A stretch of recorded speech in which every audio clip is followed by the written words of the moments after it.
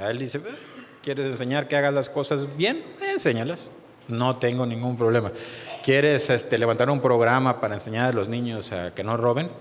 Excelente.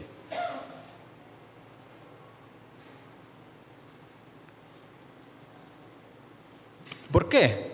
¿Por qué no le importa? Porque la moralidad sin Jesucristo no tiene peso. La Biblia dice que es el nombre de Jesucristo. Es quien Él es. ¿Quién es Él el que le da peso a sus palabras? Cuando una persona aprende moralidad, de hecho la mayoría aprendimos alguna clase de moralidad antes de venir a Cristo, podíamos hacer algunas cosas malas, pero algunas cosas desde nuestro punto de vista moral más o menos buenas. Ayudar a alguna persona a cruzar la calle, algún viejito o algo, sentíamos que estaba bien, pero eso no nos había salvado. Ahora estaban cantando diciendo, me esforcé en buenas obras. Eso se llama moralidad. Pensar que puedes hacer lo bueno y que solo eso es suficiente. La cuestión con el ser humano, y por eso el diablo se ríe de la moralidad, es que el ser humano se corrompe. Y el ser humano cambia sus valores todo el tiempo. Todo el tiempo. Si tú ves alguna película de los años, ahora estamos en el 2025, a lo mejor de los años 2000, y ves alguna película de los años 2000, vas a ver la moralidad que tenían contra la moralidad que tienen ahora, y es diferente. Y ambos defendían su punto de vista moral, o los de hoy, esta generación, y los de aquel. Y si te vas a los 80 vas a ver una distinta, y si te vas a los 60 vas a ver algo diferente, y si te vas a los 50... Pero al final de cuentas, lo peor es que siempre va para atrás, o sea, siempre va en retroceso. Se va aceptando la inmoralidad como acciones morales. Miren, no lo tenía aquí, pero creo que por el tema, hablando sobre la resurrección de Jesucristo, era importante que lo lea. Entonces lo voy a leer. Dice Hechos capítulo 4, cuando Pedro y Juan fueron llevados al concilio, cuando estaban predicando en el nombre de Jesucristo, fíjese lo que sucedió. Dice, pero adivine que se me olvidó. Los ojos, ¿verdad? Entonces, si ve que leo chueco, me hace así.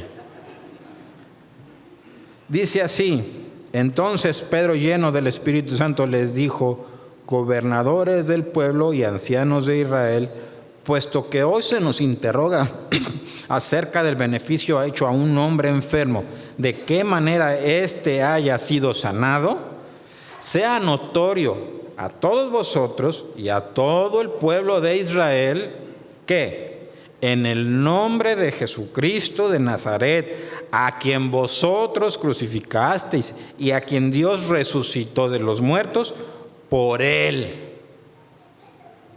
es el que tiene peso y el que tiene poder para verdaderamente transformar una vida, desde una vida inmoral a volver a traerla a la senda del bien, hasta una vida decadente en enfermedad.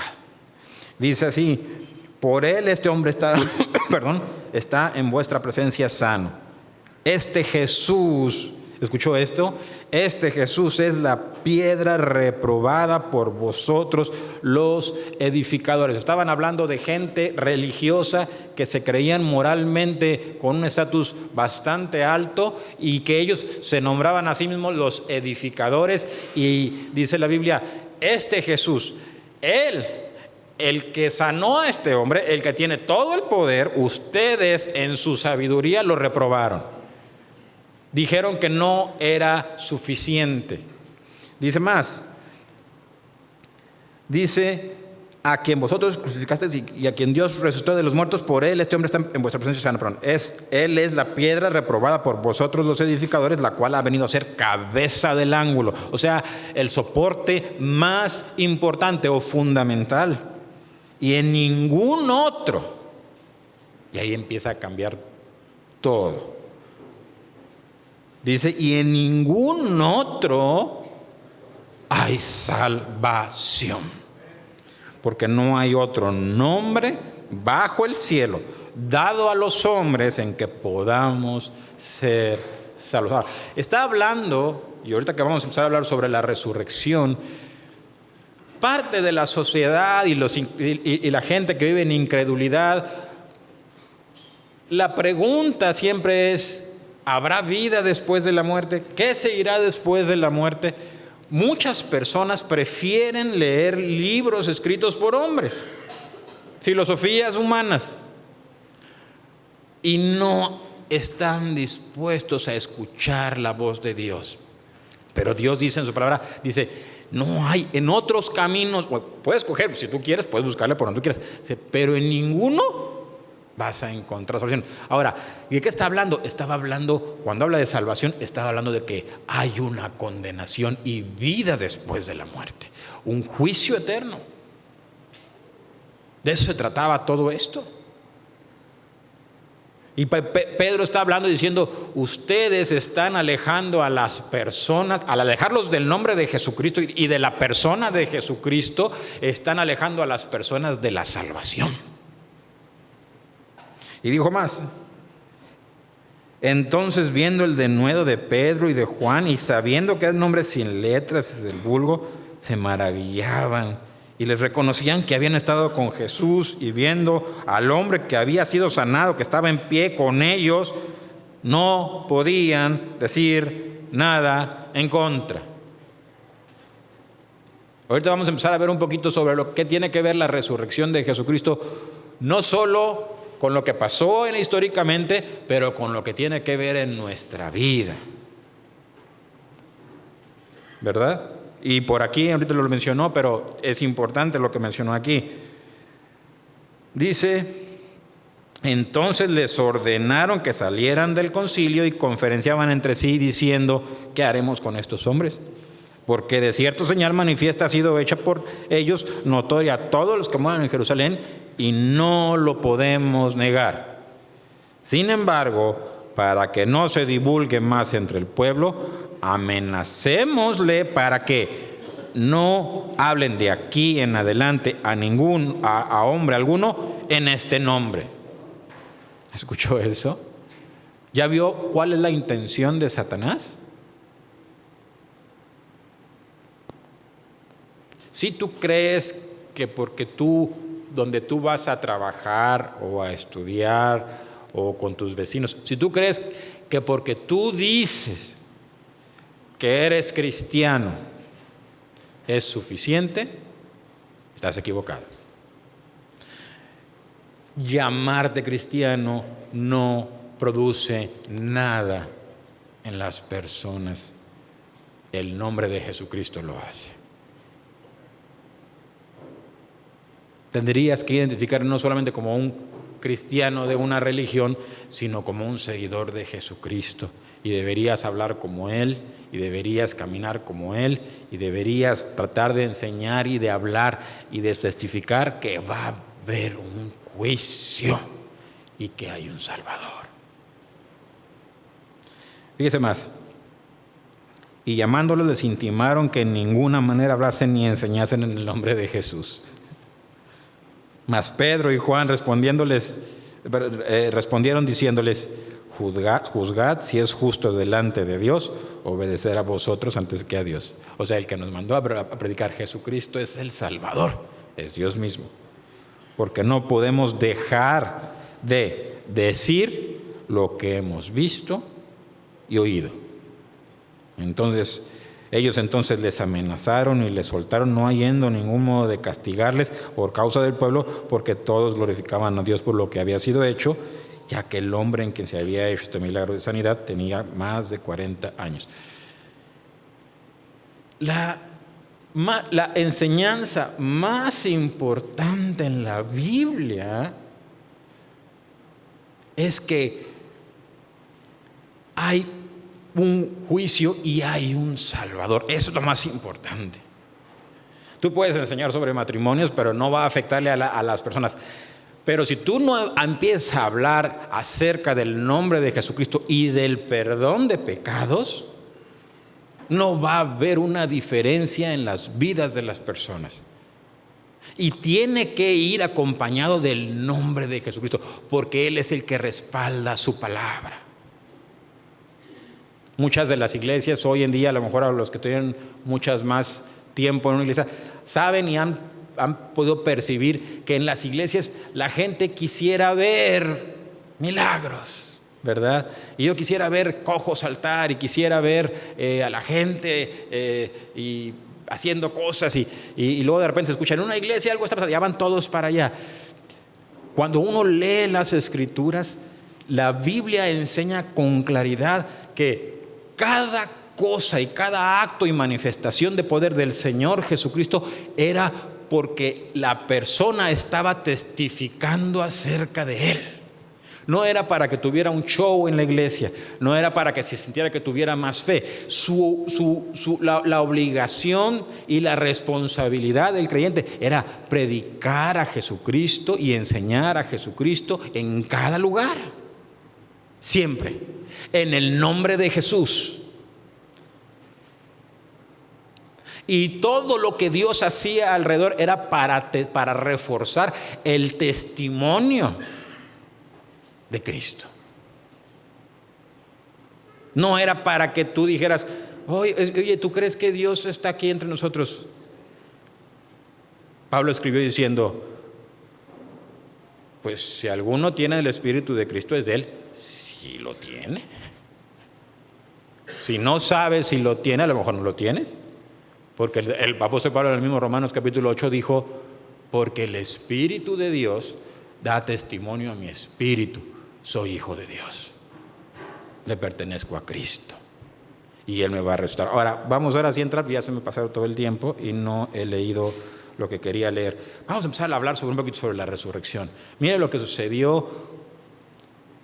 Estas personas que vieron a Jesús resucitar, Jesús les había dicho, el Hijo del Hombre va a Jerusalén, va a ser entregado en manos de pecadores, lo van a matar y se va a levantar al tercer día. Se los dijo muchas veces, pero dice la Biblia que no lo podían entender, no entendían de qué estaba hablando, de qué se trataba todo esto. Entonces, Jesús fue crucificado, fue literalmente asesinado por los romanos. Le encajaron por acá también para comprobar que estaba muerto, le metieron acá una lanza por el costado, ¿verdad? Luego vino José de Arimatea, tenía una cueva, puso ahí agarró el cuerpo de Jesús, fue a Pilato, lo pidió, lo envolvió. Estaban las mujeres, María Magdalena, estaban todas, María la madre de Jesús, estaban todas allí, todos estaban viendo. Agarraron a Jesús, lo pusieron como si fuera una momia, le pusieron especias, eran la manera de que preparaban ellos los mortuarios así, y lo metieron en una cueva y le cerraron con una piedra gigante. Y luego los sacerdotes dijeron, oye, este engañador, hablando de Jesús, dijo que iba a resucitar. Fíjense, se acordaban más ellos que los discípulos, y dijeron, dijo que iba a resucitar, sería bueno que pusieras una guardia porque si vienen los discípulos a lo mejor se quieren llevar el cuerpo de noche, ¿verdad? Entonces Jesús es puesto en la cueva, se pone una piedra gigantesca allí, ponen guardias de soldados romanos entrenados para matar. ¿Y qué pasó? Vamos a ver, Mateo capítulo 28, versos del 1 al 10. Pasado el día de reposo, o sea, ya está en el tercer día, al amanecer del primer día de la semana vinieron María Magdalena y la otra María a ver el sepulcro. Sintieron que no habían hecho lo suficiente por el cuerpo del Señor. Le pregunto, ¿usted cree que estaban pensando que Jesús había resucitado? Venían a seguir preparando el cuerpo. La muerte, cuando la hemos visto de cerca, cuando ha fallecido alguien cerca de nosotros, cuando una persona muere, niño, joven, adulto, anciano, hay un dolor en la familia, en la gente que lo quiere, en la gente que lo conoce. Hay un dolor porque ya no hay nada que se pueda hacer. Ya se murió, se fue. La gente viene en los velorios y te dicen, buscando palabras de consolación y cosas así. Y estas personas tenían exactamente la misma sentir de haber visto a Jesús, cómo lo habían destrozado su cuerpo y cómo había sido asesinado brutalmente por estos guardias y cómo lo habían crucificado, cómo lo habían humillado, cómo lo habían escupido, cómo había derramado toda esa sangre, cómo se había quedado sin nada, cómo no podía respirar en la cruz. Y mire lo que pasa. Dice: vinieron María Magdalena y la otra María a ver el sepulcro, y hubo un gran terremoto, porque un ángel del Señor, descendiendo del cielo y llegando, removió la piedra y se sentó sobre ella. Su aspecto era como un relámpago y sus vestidos blancos como la nieve. Y de miedo de él los guardias temblaron y se quedaron como muertos. Mas el ángel respondiendo dijo a las mujeres: no temáis vosotras, porque yo sé que buscáis a Jesús, el que fue crucificado. No está aquí, pues ha resucitado como os dijo. Venid, ved el lugar donde fue puesto el Señor, e id pronto y decid a sus discípulos que ha resucitado de los muertos, y aquí va delante de vosotros a Galilea, allí le veréis. He aquí os lo he dicho. Entonces ellas, saliendo del sepulcro con temor y gran gozo, fueron corriendo a dar las nuevas a sus discípulos, y mientras iban a dar las nuevas a los discípulos, he aquí Jesús les salió al encuentro diciendo: salve. Y ellas, acercándose, abrazaron sus pies y le adoraron. Entonces Jesús les dijo: no temáis, y dad las nuevas a mis hermanos, para que vayan a Galilea y allí me verán. Oiga, qué testimonio. Ahora, este testimonio es doblemente impactante. Por algunas razones, Dios permitió que las primeras personas que vieran a Jesús resucitado fueran mujeres. En aquel tiempo, el testimonio de las mujeres no tenía valor. Pero Dios, mostrando su poder, y para que luego no digan: si el mensaje de la resurrección hubiera sido inventado, los apóstoles hubieran omitido esta historia. Hubieran dicho: no pongas que unas mujeres vinieron a decir eso. Pues le quita toda la credibilidad. Pero ellos dijeron lo que sucedió. Y dice la Biblia, en varias de las historias, cuando usted lee los evangelios, dice que el ángel quitó la piedra, lo acabamos de ver, y dice que esta mujer corrió con Pedro y con Juan. Dice que Pedro y Juan, en Juan capítulo 20, salieron corriendo, ¿verdad? Y dice que Pedro se metió al sepulcro, Juan se quedó afuera por un momento, luego se metió, y dice que lo que vio fue a la mortaja intacta. Jesús había resucitado. Ahora, todos esos son testimonios. Dios quería que hubiera un testimonio. Dios no dejó la piedra cerrada y luego decir: bueno, Jesús apareció por ahí, pero la piedra está cerrada y ahí está el cuerpo. No, Dios quería que los que creían en Él vieran con sus ojos que Él ya no estaba allí, ya no más. Pero vieron la mortaja. Jesús no necesitaba que alguien le abriera la piedra para salirse. La misma escritura dice que Él entraba y pasaba por las paredes y aparecía de repente delante de los discípulos. El testimonio era para los que iban a venir a ver, para los creyentes, para ellos, para Pedro, para Juan, para María Magdalena, para ellos, para que ellos pudieran ver que el cuerpo ya no estaba. Y efectivamente, el cuerpo resucitó, se transformó. Él, dice la palabra de Dios, que Jesucristo tomó ya el cuerpo, que Él es el cuerpo que nos va a heredar. Un cuerpo, pues, si usted quiere leer cómo va a ser ese cuerpo, pues se puede leer 1 Corintios capítulo 15, donde habla sobre la resurrección y donde se habla sobre el cuerpo que Dios le va a dar a los creyentes. Pero ya no era un cuerpo de carne así nada más, como este que se muere, que se echa a perder. Dice la palabra de Dios Dice la palabra de Dios en los profetas diciendo, porque no permitirás que tu santo vea corrupción. Una de las grandes cosas de la resurrección, y tiene que ver con nosotros, porque Jesús dijo que nosotros íbamos a resucitar. Dice la palabra de Dios, el apóstol Pablo escribió en Romanos 8, dice que si el espíritu de aquel que levantó de los muertos a Jesús mora en vosotros, el espíritu de él va a levantar vuestros cuerpos mortales de la misma manera. Entonces, Dios había dejado Dios quería que hubiera un testimonio real de que ellos estaban viendo, Jesús sí resucitó. Más aún, vieron la mortaja, vieron la piedra, vieron al ángel, y Dios seguía dándoles testimonio. Dice la palabra de Dios que Jesús se apareció a ellas y ellas lo vieron. Les dijo, hey, aquí estoy, soy yo. Dice que le besaron sus pies, lo adoraron y les dijo, vayan y le digan a mis hermanos que me vean allá. El testimonio, es difícil explicar eso, pero la gente busca evidencias acerca de Dios, pero Dios ha dejado evidencias de todo tipo.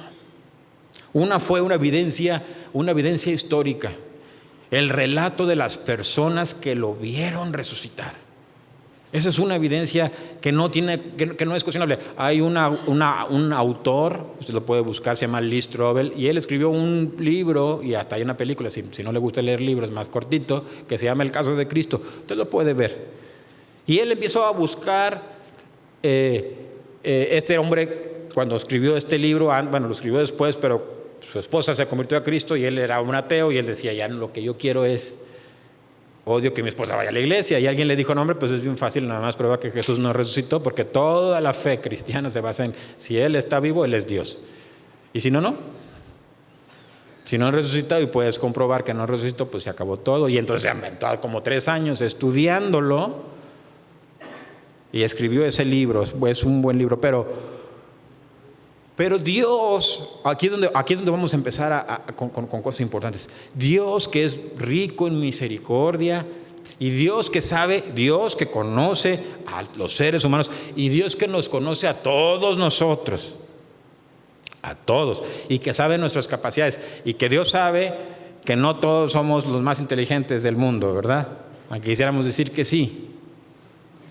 Pero el Evangelio fue escrito y fue entregado por Dios para que cualquiera pudiera tener la evidencia necesaria para ser salvo. La evidencia que se necesitaba para ser salvo, que estaba al alcance de cualquiera. Jesús dijo, está tan a la mano que es claro para los niños. Si tú no recibes el reino de Dios como un niño, no entrarás en él. Vamos a seguir leyendo. Mire lo que dice Lucas. Voy a leer algunos pasajitos, ya se me está acabando el tiempo. Voy a leer algunos pasajitos. Miren Lucas capítulo 24, versos del 36 al 49.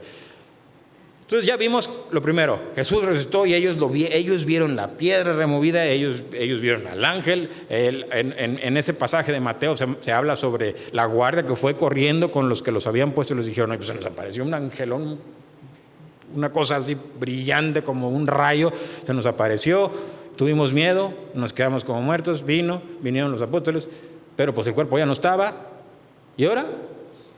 No, pues tú di que ustedes vamos a darles dinero y ustedes echen mentiras y digan que los discípulos, que ustedes se durmieron un ratito y que los discípulos vinieron y lo tomaron.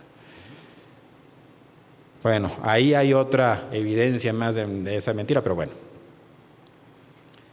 Fíjese lo que dice, mientras ellos aún hablaban de estas cosas, Jesús se puso en medio de ellos y les dijo, paz a vosotros. Entonces, espantados y atemorizados, esa es otra escena. Ahora están los apóstoles juntos, ¿verdad? En su lugar, y están cenando o lo que sea. Entonces, espantados y atemorizados, pensaban que habían espíritu, pero Él les dijo, ¿por qué estáis turbados y por qué vienen a vuestro corazón estos pensamientos? Mirad mis manos y mis pies, que yo mismo soy. Palpad y ved, porque un espíritu no tiene carne ni huesos como veis que yo tengo. Y diciendo esto, les mostró las manos y los pies. Y como ellos todavía de gozo no lo creían y estaban maravillados, les dijo: ¿tenéis algo de comer? Entonces les dieron parte de un pez asado y un panal de miel, y él lo tomó y comió delante de ellos. Y les dijo: escuche, estas son las palabras que os hablé, estando aún con vosotros, que era necesario que se cumpliese todo lo que está escrito de mí en la ley de Moisés, en los profetas y en los salmos. Entonces les abrió el entendimiento para que comprendiesen las Escrituras y les dijo: así está escrito y así fue necesario que el Cristo padeciese y resucitase de los muertos al tercer día, y que se predicase en su nombre el arrepentimiento y el perdón de pecados en todas las naciones, comenzando desde Jerusalén. La vez pasada había hablado un poco sobre cómo Dios, cuando Dios había escogido a Abraham, cómo Dios había dicho: ¿sabes qué? Voy a hacer un pueblo y una nación porque quiero que esa nación sea testigo y un testimonio vivo de Dios, de un Dios vivo. Pero esta vez Dios, en su misericordia, amplía el plan y habla con los discípulos y con los apóstoles y les dice: era necesario. ¿Por qué? Porque ustedes eran pecadores. Todo lo que aquí está resumido todo lo que la Biblia habla sobre la redención. Ellos habían escuchado a Moisés, ellos habían escuchado cómo tenían que purificar sus pecados, cómo tenían que tomar un cordero, alguien tenía que morir. Habían hablado sobre la Pascua. La Pascua no es la Pascua de los conejos que ponen huevos. La Pascua significaba brincar. Cuando Dios pasó por medio de Egipto, dice la Biblia que Dios le habló a Moisés y le dijo: van a tener que sacrificar un cordero y van a poner su sangre en los dinteles y en los postes de la puerta, y cuando venga el ángel a matar a los primogénitos, va a ver la sangre y va a brincar esa casa. Si hay sangre, no va a pasar, porque ya hubo un derramamiento de sangre. Fue una vida por otra. Era la enseñanza, y Jesús estaba diciéndoles exactamente lo mismo. Era necesario, pero ahora sí de verdad, con un cordero real, con un cordero eterno, con el que sí puede y tiene poder para perdonar pecados. Y Jesús lo dijo aquí diciendo: estas son las palabras otra vez que os hablé estando aún con vosotros, que era necesario que se cumpliesen todo lo que está escrito en la ley de Moisés, en los profetas y en los salmos. Ok, 46. Y les dijo: así está escrito y así fue necesario que el Cristo padeciese y resucitase de los muertos, y que se predicase en su nombre, escuche, el arrepentimiento y el perdón de los pecados. ¿Escuchó eso? Dijo el arrepentimiento. Hace rato empecé hablando diciendo que era importante mencionar el nombre de Jesucristo. La Biblia habla de Jesucristo como Dios Todopoderoso. Lo menciona como tal. No como el dador, yo lo he dicho antes, como el que da la ley, como el que da la ley, como el que da la moralidad, como el que estableció los estándares, como el que tiene el poder para salvar, como el que tiene el poder para condenar. Tiene poder para dar la vida y tiene poder para quitarla. Tiene poder para salvar. Él es Jesús. Y dice la palabra de Dios que Él le dijo: tienen que ir y predicar arrepentimiento. La gente sin Dios están viviendo vidas lejos de Dios, están viviendo vidas como delincuentes según la ley de Dios, están violando todas las reglas de Dios, y estaba escrito en los profetas que el alma que pecare iba a perecer. Job habla sobre un lugar de tinieblas y llamas, dicen que no creían en el infierno. Claro que se menciona. También Daniel lo escucha sobre eso. Y Jesús está hablando diciendo: necesitan predicar que tienen que arrepentirse. No puede la gente decir que quiere tener una vida moral o que dice que cree en Dios, pero que deja fuera mi nombre, porque yo soy el rey y yo soy la ley misma, para que me entienda. Cuando una persona rechaza a Jesucristo, está rechazando la autoridad de Dios en su vida. Lo está haciendo en ese momento.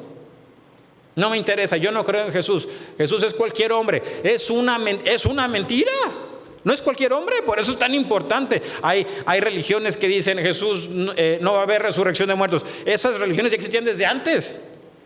Había una secta que se llamaba los saduceos. Ellos iban con los fariseos y con todos y decían: no va a haber resurrección, no va a haber resurrección. La gente busca evitar a toda costa la responsabilidad de sus acciones y tienen temor de es que van a ser juzgados por Dios por las cosas malas que han hecho. Dios no te va a juzgar por las cosas buenas, era tu obligación hacerlas, pero sí te va a juzgar por las malas. Mire lo que dice más: que se predicase en su nombre el arrepentimiento, y escuche, arrepentimiento y perdón de los pecados en todas las naciones, comenzando desde Jerusalén. O sea, Dios estaba manifestando a las personas el deseo de salvarlas. Estaba escuchando a una persona haciendo mofa del evangelio, diciendo, no me gustaría decirlo, pero bueno, estaba hablando sobre un Dios. Bueno, se supone que hay un ser, así lo menciona, un ser invisible que quiere que lo obedezcas, que te ama mucho, pero que te va a mandar al infierno. No es así. Eso es una versión incompleta de la realidad. La realidad es que pecaste, desobedeciste la ley de Dios y tu pecado merece la muerte. Y Dios, que te amó con todo su corazón, como dice la Escritura, porque de tal manera amó Dios al mundo que ha dado a su Hijo unigénito, para que todo aquel que en él cree no se pierda. Ese es el evangelio. Tú ya estabas cuando Jesús dijo, yo no vine en Juan capítulo 3, él dijo, yo no vine a condenar al mundo, el mundo ya estaba condenado, yo vine para que el mundo sea salvo. Si hay condenación, lo dijo en Juan capítulo 3, si hay condenación, no es porque yo no haya venido aquí, hay condenación porque la gente amó hacer más lo malo. Todas estas personas, ahorita estábamos leyendo a esos religiosos que decían, ya no hablen en ese nombre, amas hacer lo malo. Aun cuando Dios, que en su amor fue, lo agarraron, lo crucificaron, destrozaron su cuerpo, pero se levantó para demostrar que Él es quien Él es, para demostrar con hechos y con poder. La gente hoy le da la espalda a Cristo. Y si tú le das la espalda a Cristo, tú le estás dando la espalda y estás defraudando tu alma. Es la verdad. Dice así: y vosotros sois testigos de estas cosas. He aquí yo enviaré la promesa de mi Padre sobre vosotros, pero quedaos vosotros en la ciudad de Jerusalén hasta que seáis investidos de poder desde lo alto. Juan, voy a leer otro pasajito diferente. Estamos en la misma parte de cuando Jesús vieron al Señor resucitado. Fíjese otra toma más. Dice así, Juan capítulo 20, versos del 24 al 29, dice: pero Tomás, uno de los 12, llamado Dídimo, no estaba con ellos cuando Jesús vino. Le dijeron pues los otros discípulos: al Señor hemos visto. Él les dijo: si no viere en sus manos la señal de los clavos, y metiere mi dedo en el lugar de los clavos, y metiere mi mano en su costado, no voy a creer. ¿Escuchó eso? Ya era una afirmación, oiga, era una afirmación muy grave, porque era una afirmación en contra de las palabras de Jesús, que había dicho que iba a resucitar. Y él estaba diciendo: no voy a creer, no me importa quién haya dicho lo que haya dicho, yo no voy a creer. 8 días después estaban otra vez sus discípulos dentro, y con ellos Tomás. Llegó Jesús estando las puertas cerradas y se puso en medio y le dijo: pasa a vosotros. Luego dijo Tomás: ¿cree que Jesús no es Dios? Sabía todo lo que estaba pasando. No estaba, parecía que no estaba ahí cuando ellos estaban hablando, pero fue y le dijo a Tomás: ven para acá. Luego le dijo: pon aquí tu dedo y mira mis manos, y acerca tu mano y métela en mi costado, y no seas incrédulo, sino creyente. Ser incrédulo no significa decir que no crees en Dios. Eso no es ser incrédulo. Ser incrédulo es que Jesucristo no sea tu Señor. Eso es ser incrédulo. Ser incrédulo no significa. Hay gente que dice que cree en Dios, mucha gente dice que cree en Dios, pero Jesús no reina en su vida. Esa persona es un incrédulo. Es cuando este hombre dijo: pues yo no voy a creer, Jesús le dijo: no seas incrédulo. Aquí si quieres pruebas, aquí están, pero no te vayas para el otro lado. Fíjese más. Y entonces Tomás respondió y le dijo: ¿Cómo le dijo? Señor mío y Dios mío. Yo le digo, no, yo sí estoy adentro. Yo no quiero estar afuera. Yo sé lo que les va a esperar a esas personas. Yo quiero estar adentro. Perdóname. ¿Entiende? Eso es lo que significa ser incrédulo. Hay gente que dice, yo creo en Dios. Yo soy un creyente. No es verdad. Si tú nunca has pedido a Jesús que Él sea el Señor de tu vida y que te salve, y le reconoces como el único, como lo leímos, como el único nombre, dice la palabra, porque no hay otro nombre bajo el cielo dado a los hombres en que podamos ser salvos. Si tú no reconoces que Él es el único que te puede salvar, tú no eres un creyente, eres un incrédulo. Dice más. Entonces Jesús le dijo, ¿por qué me has visto, Tomás, creíste? Bienaventurados son los que no vieron y creyeron. Voy a leer un par de pasajes para reforzar un poquito lo que hemos estado diciendo. Hebreos capítulo 9, versos 27, escribió el apóstol Pablo diciendo, y de la manera que está establecido a los hombres, que mueran una sola vez y después de esto el juicio. El Señor Jesucristo en Juan capítulo 5, versos 28 al 29 dijo, no os maravilléis de esto, porque vendrá hora cuando todos, sin excepción, los que están en los sepulcros oirán su voz, y los que hicieron lo bueno saldrán a resurrección de vida, mas los que hicieron lo malo a resurrección de condenación. Ahora, aquí lo que Jesús estaba hablando sobre esto, Él estaba hablando sobre hacer lo bueno era creer en Él y entregarle su vida y reconocerle como el Señor de su vida. Eso es hacer lo bueno. Hay gente que dice, pues yo soy bueno. No es suficiente. Por eso Jesús dijo, ¿se acuerdan lo que les dijo a los discípulos? Era necesario que se predicase arrepentimiento y perdón. ¿Estás del otro lado? Buenas noticias. Te puedes arrepentir, o sea, dejar de hacer lo malo, y Dios puede perdonar tus pecados para que vengas y tengas parte y herencia con la familia de Dios. ¿Verdad? Vamos a seguirle, ya voy a acabar. Mire lo que dice Hechos capítulo 1, verso del 1 al 11. Ya casi acabo. Mire lo que dice. En el primer tratado, Teófilo, hablé acerca de todas las cosas que Jesús comenzó a hacer y a enseñar hasta el día en que fue recibido arriba, después de haber dado mandamientos por el Espíritu Santo a los apóstoles que había escogido, a quienes también, después de haber padecido, se presentó vivo con muchas pruebas, con muchas pruebas indubitables, o sea, indudables, apareciéndoseles durante 40 días y hablándoles acerca del reino de Dios. Y estando juntos les mandó que no se fueran de Jerusalén, sino que esperasen la promesa del Padre, la cual les dijo, oísteis de mí, porque Juan ciertamente bautizó con agua, mas vosotros seréis bautizados con el Espíritu Santo dentro de no muchos días. Entonces los que se habían reunido le preguntaron, Señor, ¿restaurarás el reino a Israel en ese tiempo? Y Él les dijo, no os toca a vosotros saber los tiempos o las sazones que el Padre puso en su sola potestad, pero, otra vez, ¿qué Jesús está diciendo? Pero, enfócate, pero recibiréis, ¿qué? Pero recibiréis poder cuando haya venido sobre vosotros el Espíritu Santo y me seréis testigos en Jerusalén, en Judea, en Samaria y hasta lo último de la tierra. Y habiendo dicho estas cosas, viéndolo ellos, fue alzado y le recibió una nube que le ocultó de sus ojos, y estando ellos con los ojos puestos en el cielo, entre tanto que él se iba, he aquí se pusieron junto a ellos dos varones con vestiduras blancas, los cuales también les dijeron, varones galileos, ¿por qué estáis mirando al cielo? Este mismo Jesús que ha sido tomado de vosotros al cielo, así vendrá como le habéis visto ir al cielo. Ya que me faltan 3 pasajes chiquititos, nada más los voy a leer rápido. Hechos capítulo 2, verso del 32 al 42. Fíjese cómo predicaban los apóstoles.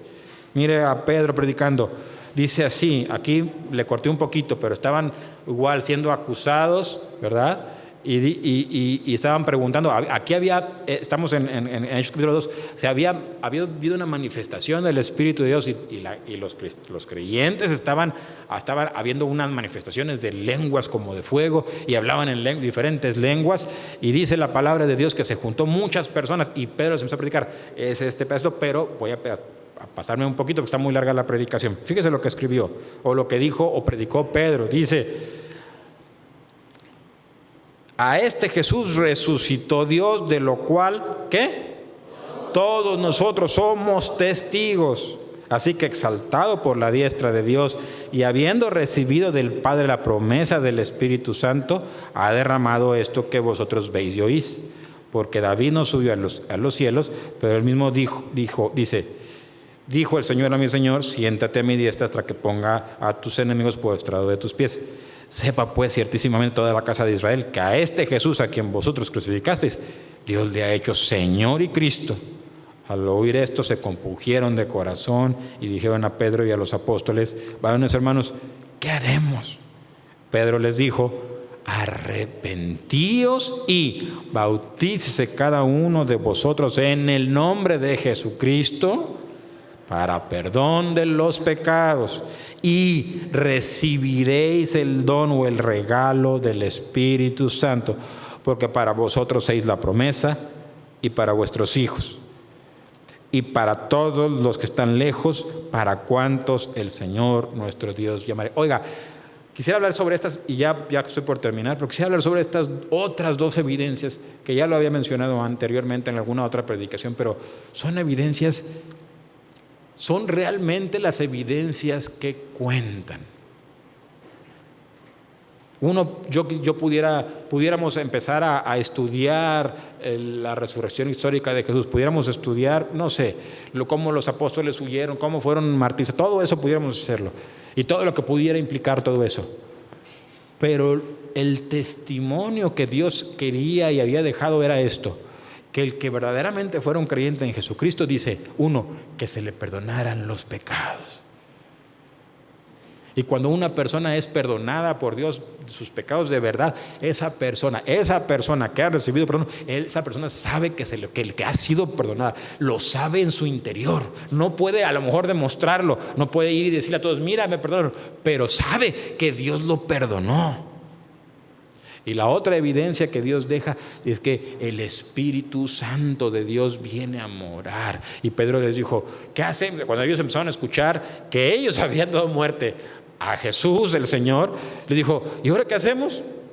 Les dijo: tranquilos, arrepiéntanse, bautícense, reconozcan al Señor Jesucristo como el Señor Dios, bautícense en su nombre, y les van a ser perdonados los pecados y van a recibir el don del Espíritu Santo. Esa es la otra evidencia verdadera. Me preocupa cuando la iglesia empieza a buscar manifestaciones del Espíritu en otras iglesias, porque me indica una de dos: o son muy ignorantes, o dos, no tienen el Espíritu de verdad, lo que sería peor. Dice más: y con otras muchas palabras testificaba y les exhortaba diciendo: escuche, sed salvos de esta perversa generación. Así que los que recibieron su palabra fueron bautizados, y se añadieron aquel día como 3,000 personas, y perseveraron en la doctrina de los apóstoles, en la comunión unos con otros, y en el partimiento del pan y de las aguas. 2 capítulos más, están así chiquitos. Marcos capítulo 16, versos del 14 al 18, dice así: finalmente se apareció a los 11 mismos, estando ellos sentados a la mesa, y les reprochó su incredulidad y dureza de corazón, porque no habían creído a los que les habían visto resucitado. Y les dijo, ¿escuchó eso? Estaba el Señor, lo primero que estaban haciendo los apóstoles es en hacerlo enojar. Ya se enojó y dijo, ¿qué pasó? No, es que dijeron las mujeres. ¿Y luego? Y dice así, y les dijo: id por todo el mundo y predicad el evangelio a toda criatura. El que creyere y fuere bautizado será salvo. Bautizado, ya vimos, bautizado en el nombre de ¿quién? En el nombre de Jesucristo. ¿Qué significaba ser bautizado en el nombre de Jesús? ¿Que Jesús es quién? Es el Señor en tu vida. Eso es lo que significaba. Y dice, el que creyere y fuere bautizado será salvo, mas el que no creyere o el que rechace el señorío de Jesús en su vida será condenado. Y estas señales seguirán a los que creen. En mi nombre echarán fuera demonios, hablarán nuevas lenguas, tomarán en las manos serpientes, y si bebieren cosa mortífera no les harán daño. Sobre los enfermos pondrán sus manos y sanarán. No es que estos hombres fueran personas mágicas. Era Dios dando testimonio de la resurrección de Jesucristo y del nombre glorioso de Jesús, y de que hay poder para perdonar pecados y hay poder para levantar de los muertos, y hay poder. El apóstol Pablo escribió diciendo, porque yo sé y estoy confiado y estoy seguro de que el Señor, Él es poderoso para guardar mi depósito. Estaba hablando de su alma. Dijo, para guardar mi depósito para aquel día. Estaba hablando de la Pascua, del saltarse el juicio. Él dijo, yo sé que Él es poderoso para hacer eso. Eso escribió Pablo. Y Jesús estaba diciendo aquí, vayan. Y si van, y son mis testigos de verdad, no porque quieran hacer show, sino porque entienden que hay que salvar a las personas, que hay que predicar a Jesucristo, porque el juicio es real, igual que el infierno. Y si tú vas, y vas en mi nombre, y no vas con tus propias enseñanzas, sino que Jesús, ahorita vamos a ver, pero si vas en mi nombre y enseñas lo que yo te les mandé, yo voy a estar contigo. Y las señales de Cristo en mi vida, para que me entienda, o Jesús en tu vida, o del Espíritu en tu vida, van a estar presentes. Ahorita que estábamos viendo a Juan y a Pedro, estaban diciendo, las personas que estaban ahí decían, ¿qué hacemos? Porque hay una señal que no podemos negar. ¿Cuál? Pues que Dios se había manifestado allí. ¿Cómo lo niegas? Estaba el cojo y ahora tiene una pierna ahí. Todos lo conocían, llevaban más de 40 años, todos lo conocían, sin pierna y con pierna.